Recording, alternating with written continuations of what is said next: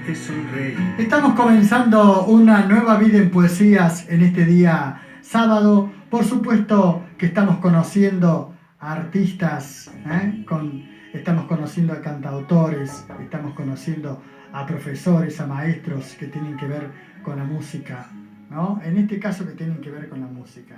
Pero tienen también mucho que ver con la vida, con la poesía, porque creo que un maestro, un cantautor, un hombre de los medios también, que está en la banda, está en el coro, es un maestro, tiene su alumnado con su taller de percusión, el latinoamericano.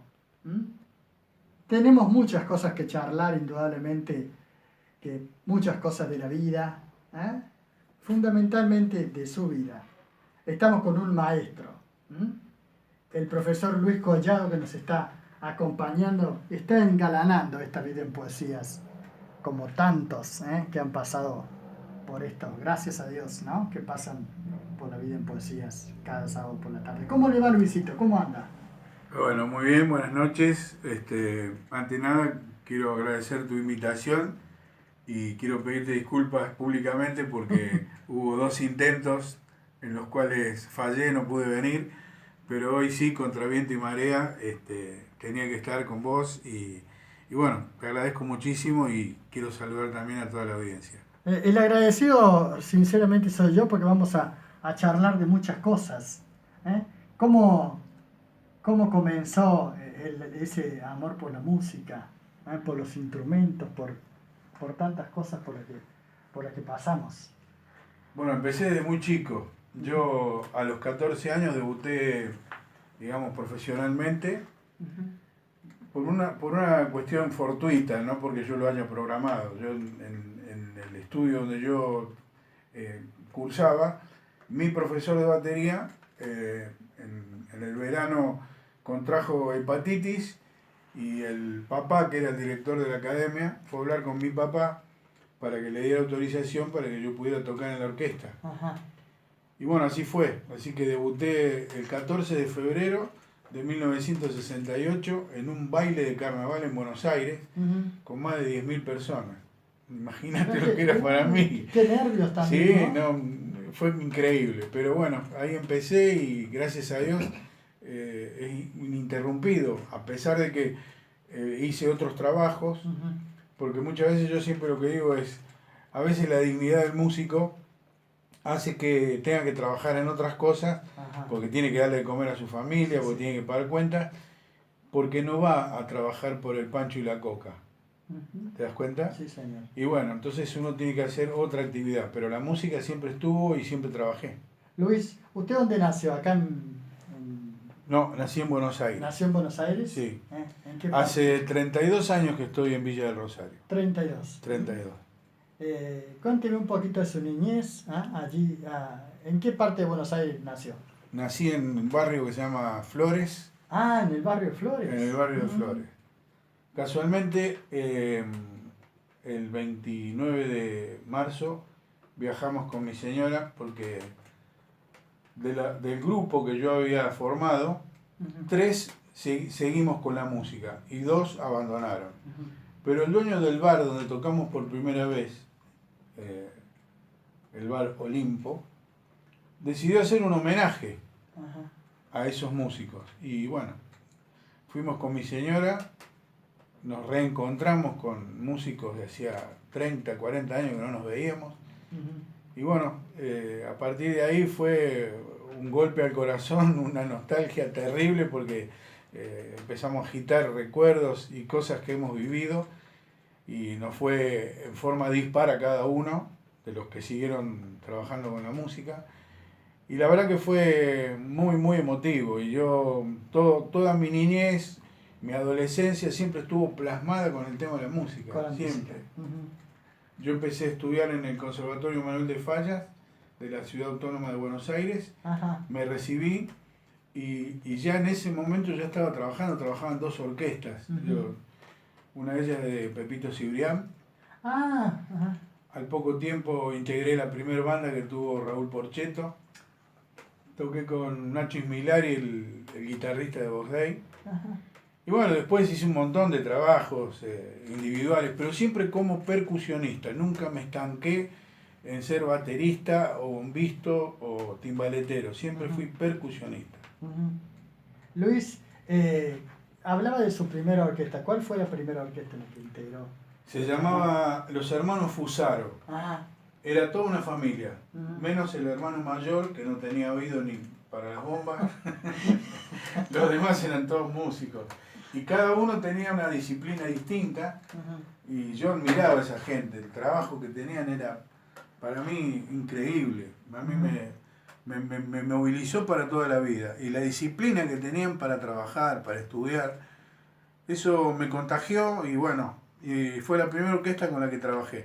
En esa época, había una vedette que se llamaba Susana Brunetti. Ah, sí. Sale, buscándola por YouTube sale. Sí. Que murió muy joven, pobre. Pero tenía un cuerpo exuberante y donde iba hacía desparramo de gente. La querían muchísimo. Sí. Y bueno, acompañábamos a esa vedette y hacíamos todos los carnavales. A lo mejor teníamos hasta 3 bailes por noche, que era una locura. ¿Y qué edad tenía? 14 años. 14 Entre años. 14 y 15 años. Ajá. ¿Y cómo usted cree que llegó a la música? ¿Venía por descendencia de algún familiar? ¿Tenía o usted se...? No, mira, la música en mi familia, sí, siempre escucharon música, pero no tengo ni mi mamá ni mi papá que cantaran. Pero sí tengo mi abuela paterna, Ajá. que me acuerdo cuando le iba a visitar, en la siesta nos íbamos al fondo para no molestar a nadie y nos poníamos a cantar juntos. Eso fue lo que me movilizó por primera vez, que la música tenía como una especie de idioma en el que yo me podía comunicar y un idioma que me gratificaba, que me emocionaba y que me llenaba de orgullo. Y bueno, ese fue el primer contacto que tuve, que ¿Y fue se acuerda que cantar con mi abuela. cantaban, por ejemplo, que su abuela, qué tema? Mi abuela era asturiana. Ajá. Y cantaba muchas canciones que eran de su provincia, Asturias. Y bueno, yo por ahí le cantaba algo de lo que yo sabía. Y después me enseñó algunas canciones, cantábamos juntos, canciones asturianas. Y también cantábamos folclore. Cantábamos folclore. ¿Cuál es su gusto cuando hablamos de folclore? ¿O su fanático de qué conjunto de folclore? ¿O todo les gusta? En general, puntualmente no tengo a alguien al cual yo admiro. Admiro muchísima gente. Y no tengo problemas con ningún género musical. Me gusta todo. Yo siempre digo que hay música buena y de la otra. No es que un género musical sea mejor que el otro. Fuera de micrófono comentábamos que el cuarteto muchas veces es despreciado porque bueno, el producto que a veces se arma para salir a vender. Pero no nos podemos olvidar, por ejemplo, la huella que dejó Chévere en la provincia de Córdoba, con algunas letras que hasta el día de hoy todavía se refrescan porque realmente han dejado una huella. Y los cantantes que tuvo Chévere. Sí, todos muy buenos. Todos muy buenos. Todos muy buenos. El Turco, Jorge Quevedo, Fernando Blais, el Negro Videla, que es un percusionista, justamente estamos... La mayoría, digamos, de los músicos talentosos pasaron por Chévere. Y después se hicieron solistas, pero su trampolín fue Chévere.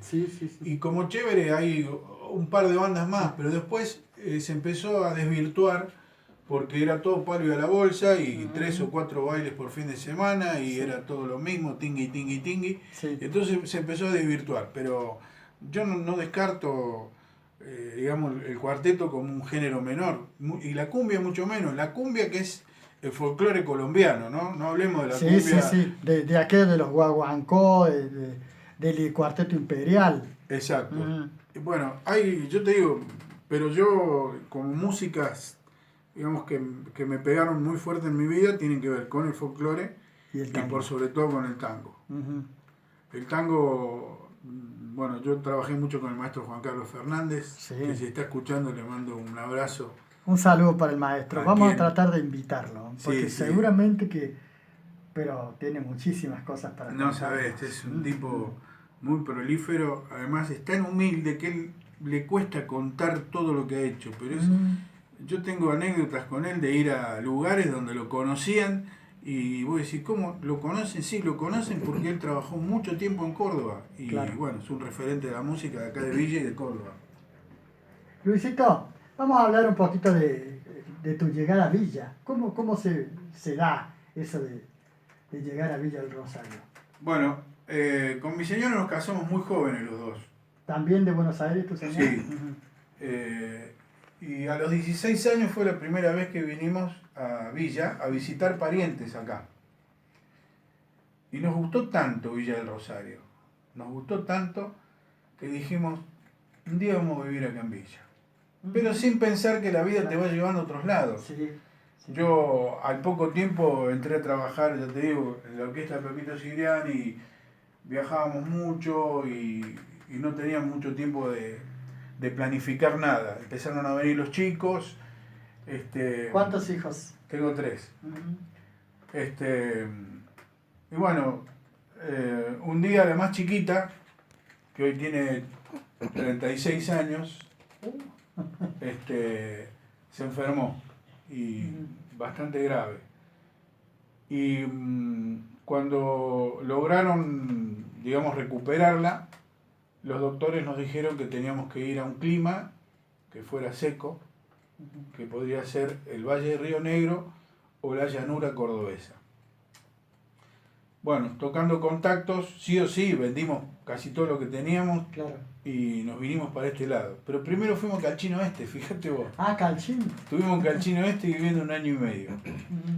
Pero veníamos bastante seguido a Villa. Es más, en el año 81, me acuerdo que tomamos un vuelo nocturno para venir a comprar un sitio acá en Villa, Ajá. porque queríamos armar una casa. Bueno, después no se pudo dar porque, viste, el país también va cambiando, las condiciones también, a veces el que apuesta al dólar gana, a veces el que apuesta al dólar pierde, bueno, todo eso. Y bueno, en el año, ya te digo, cuando mi hija tenía 5 años, nos tuvimos que venir, primero en Calchino Este y después vinimos a Villa. La idea era volver a Buenos Aires, porque teníamos todo encarado allá, todo el laburo, todo. Pero nos gustó tanto que dijimos, no, vamos a tratar de quedarnos acá. Así que bueno, empezamos a trabajar, yo empecé a conectarme con músicos. Con el primer músico que me conecté que en Villa del Rosario fue con el Chino Serrano. Ah, maestro. El primer músico con el que trabajé fue el Chino Serrano, Gurí Contrini y Fernando Mariani. Habíamos formado una bandita. Y al poquito tiempo empecé a trabajar con el maestro Fernández. Hacían rock. Rock. Sí. ¿Cómo se llamaba? A ver, porque yo, cuando Chino estuvo haciendo la vida en poesía también el año pasado fue así. Y yo me acuerdo de que grabaron, e inclusive grabaron temas. Sí, después acompañamos mucho tiempo a Polilla Santillán. Ajá, entonces estoy con Polilla Santillán. Claro, sí, con él sí, grabamos un demo y trabajamos mucho en muchos lugares, de acá de la zona y acá en Villa también. El otro día estábamos revisando, logré pasar un videocassette a un CD. Ajá. Y lo estuvimos viendo en mi casa con unos amigos. La verdad que te golpean esos recuerdos de una forma impresionante, ¿no? Decir, ¿cómo puede ser que pasó tanto tiempo? Pero sí, pasa. ¿Y el taller cómo llega? Bueno, el taller... El latinoamericano. ¿Por qué el latinoamericano? El latinoamericano porque en la academia enseñamos no solamente ritmos tradicionales argentinos, sino ritmos tradicionales de América. Sobre todo la parte de cumbia, salsa, merengue, porque en mi casa se aprende a tocar la timbaleta, que es un instrumento bien centroamericano, el cajón peruano, el bongó, la tumbadora, el bombo legüero y la batería. y los accesorios. Entonces dije, lo que más va a identificar es el latinoamericano, porque, digamos, abarca todos los ritmos, todas las cosas. Y bueno, empecé porque había una necesidad de algunos chicos que venían y me pedían que por favor, si les podía enseñar una cosa, otra, y no tenía mucho tiempo físico para poder hacerlo. Claro. Así que bueno, un día tomé la decisión, primero empecé a trabajar con Valeria Daniele en su academia. Ahí enseñaba bongo y bombo. Después empecé a trabajar en la academia de Marcelo Acosta. Ahí ya empecé también con batería y con otros instrumentos. Y fue la primera vez que empecé a armar banditas rítmicas con los alumnos. Es decir, acompañábamos una pista, cada uno en su instrumento. Adaptábamos, digamos, el ritmo para que cada uno pudiera participar. Y bueno, ahí empecé y después tomé la decisión de modificar un poco en mi casa. Tuve que achicar el comedor para poder agrandar la academia. Porque tenía un pequeño estudio yo, donde hacían todas mis cosas, pero lo agrandé para tener la academia. Y bueno, ahí empecé a trabajar y la verdad que no estoy arrepentido, estoy muy contento porque mucha gente pasó por mi casa, gente que hoy está tocando en unas bandas, gente que nos vemos por la calle y nos saludamos con total cordialidad. Y de todas las edades, ¿no? Tengo chicos chiquitos que donde me ven, vienen y me abrazan, como los más grandes, y tomamos café y compartimos lugar en el bar. Mirá qué lindo. Y es hermoso. No sé si está bien la pregunta que le voy a hacer, pero ¿qué instrumento es más fácil para aprender a tocar? ¿O todos se pueden aprender? Mirá, yo siempre digo lo mismo, ningún instrumento es más fácil ni difícil, todo depende de cada persona, porque no todas las personas nacen con oído, el oído es un don que te da Dios natural, que si vos tenés ese don y lo sabés aprovechar, no tenés dificultad. Pero hay otra gente que no tiene oído, pero reemplaza esa falta de oído con trabajo. Yo tengo un método que se llama audio perceptiva, donde reconocemos los compases, reconocemos los sonidos, aprendemos a contar cada compás. Entonces, el que no tiene oído lo reemplaza con trabajo. Pero todos pueden tocar, todos tenemos ritmo. Fíjate que nadie camina un paso lento y uno rápido. Todos caminamos con el mismo ritmo. Y si yo pongo un tema musical pegadizo, a los 3 minutos todo el mundo está marcando con el pie en el suelo o moviendo la cabeza. O sea, todos tenemos ritmo. Lo que pasa es que hay que encontrarlo. Hay que tocar el corazón de cada uno para llegar a eso. Entonces, después, cuando vos te das cuenta que puede andar lo tuyo, ahí elegís. Mucha gente que vino a mi casa a tocar el bombo, hoy está tocando la timbaleta, o está tocando el cajón peruano. Muchos bateristas que vinieron a tomar contacto con la batería, al poco tiempo también estaban tocando el bombo. Porque la percusión, yo lo que aspiro, que cada uno de los que vienen a mi casa no sean específicamente bateristas o bombistas, que sean percusionistas. Porque la percusión te abre la puerta para un montón de cosas, un montón de actividades. Y hoy en día, fíjate que la mayoría de las bandas, los grupos, inclusive de folclore, tienen un baterista y un percusionista. La mayoría. ¿Por qué? Porque todo lo que enriquece, digamos, musicalmente la percusión, se nota en el conjunto, en el grupo. Y bueno, esa es la aspiración, pero te diría que la mayoría empieza con el bombo. Con el bombo. Porque todos un día uno me dijo, ¿pero que el bombo se aprende? Y le digo, si vos ya sabés tocar, ¿para qué viniste? Claro. No, dice, vengo a aprender. Claro. Luis, vamos a escuchar uno de tus temas solicitados. Después vamos a ir con la poesía. Me dijiste que te gustan fundamentalmente Luis Alberto Spinetta. Sí, yo mira, tengo muchos, pero muchos referentes. Lo que estaba viendo el otro día que se piensa poco, se lee poco, entonces eso hace que la gente no esté abierta a nuevas cosas. Pero yo recomiendo que lean porque leer es algo maravilloso. Sí, señor. Yo, digamos, como poetas que tengo, que me han guiado de alguna manera, el chileno Pablo Neruda y el uruguayo, bueno, no me acuerdo el apellido, y Luis Alberto Spinetta. Luis Alberto Spinetta, aparte de ser un gran músico, ha sido un poeta, pero que tiene unas canciones, unas poesías impresionantes y que mucha gente no lo sabe. Y hay un tema, bueno, que a mí me conmueve cada vez que lo leo, que lo escucho, que lo canto, porque realmente tiene una letra muy profunda. Sí, la muchacha. Muchacha ojos de papel. Ojos de papel. Vamos a escuchar uno de los intérpretes favoritos que eligió, el amigo Luis Collado, maestro de los maestros, y que hoy tenemos el placer de tenerlos con nosotros. Jairo, el ferroviario. Y después me va a decir por qué eligió este tema.